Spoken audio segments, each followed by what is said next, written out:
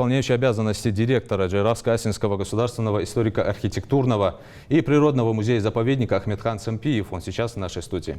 Ахметхан Алиханович, Зарит Калшин, приветствую вас в нашей студии. Туристический проект развития природного музея в Ингушетии признан лучшим на выставке «Россия». Как вы считаете, благодаря чему удалось достичь этого результата? Да, признали его лучшим в рамках Дня регионального развития пространства будущего на выставке «Россия». Нами был представлен проект развития Джайравско-Асиновского музея-заповедника, и это в номинации «Туристический проект». Тот проект участвовали все регионы нашей страны, и вот наш регион, наша республика стала победителем этого проекта. На самом деле это очень значимое событие для нашей республики. Цели участия в этом проекте у нас были: это сохранение исторического, архитектурного и природного наследия региона, а также развитие внутреннего и выездного туризма. А по каким критериям отбиралось? Да, вот, критерий там как раз был выставлен, все выставляли свои проекты, там были все расписано по проектам, и просто хотелось поблагодарить всех, кто участвовал в этом голосовании, не только жителей нашей республики, но и за пределами. География этого голосования очень была обширная. Я сам связывался со многими субъектами нашей страны, и некоторые жители тоже участвовали в голосовании этого проекта. Большое спасибо. Хотелось бы всем высказать, кто участвовал в проекте.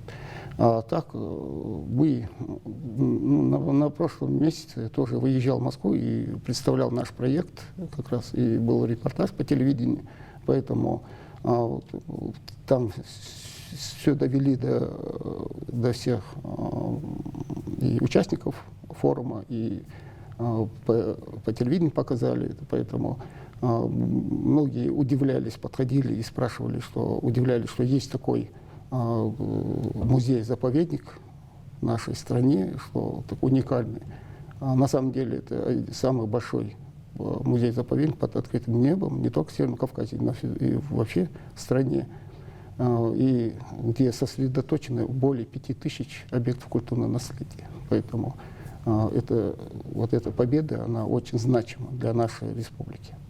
Ахметхан Алиханович, как вы считаете, вот такое признание, да, на всероссийском уровне, что наш проект, наш музей-заповедник лучший, можем ли мы говорить сегодня, что это еще один шаг на пути к сохранению ингушского такого культурного наследия нашей республики? Да, мы и участвовали в этом проекте, чтобы вот это не только и популяризовать это не только музей-заповедник, это и республики, на пользу республики, потому что многие еще в нашей стране не знают, что есть вот такой уникальный уголок в стране, где сосредоточено столько уникальных архитектурных сооружений, которых нет нигде больше.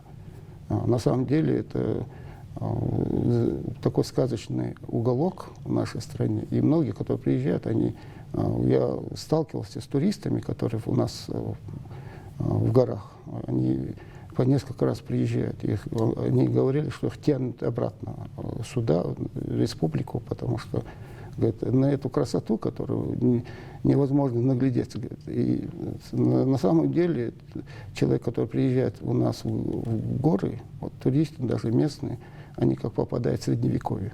Вот, из настоящего времени Средневековье. Поэтому там у нас там все это сохранилось вот, в первозданном состоянии. Также хотелось бы, даже наши предки нам оставили такое достояние, и мы должны сохранить это, то, что нам они оставили. И участие в этом проекте тоже к этому тоже мы подходили к такому вопросу и к этому, чтобы сохранить, самое главное для нас, сохранить наше культурное наследие. Ахметхан Алиханович, музей-заповедник занимает порядка 65 тысяч гектаров площади. Там, насколько я знаю, находится порядка 500 башенных комплексов. Сейчас идет такая масштабная работа по реконструкции в рамках благотворительного фонда «Сафмар». Как вы считаете, этот факт какую роль сыграл при отборе? Да, самое, что вот мне самое приятное, что мы вот выиграли этот конкурс, как раз когда проходит масштабная реставрационная работа в горах.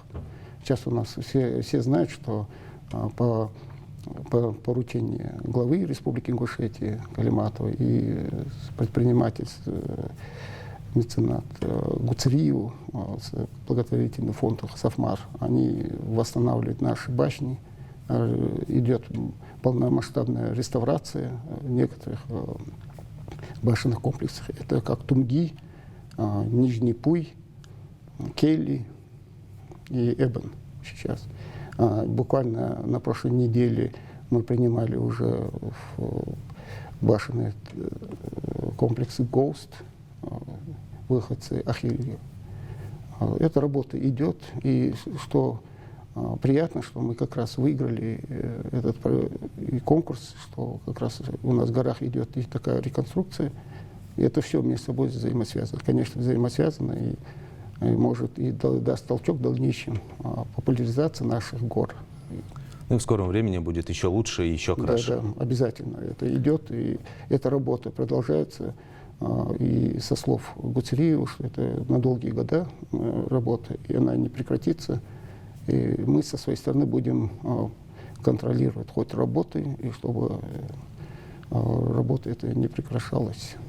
Ну а нам нужно сохранить, в том числе и в чистоте, да? Да, да. И я бы вот хотел как раз уделить внимание к этому вопросу, чтобы все наши и жители, которые выезжают в горы, чтобы они сохраняли чистоту, потому что мы проводили за вот этот короткий период несколько субботников и очень много мусора собираем. Для горной местности это очень огромное количество мусора, огромное. Ну что ж, на этом все. Ахметхан Алиханович, благодарю вас за интервью. Спасибо, что пригласили. Спасибо.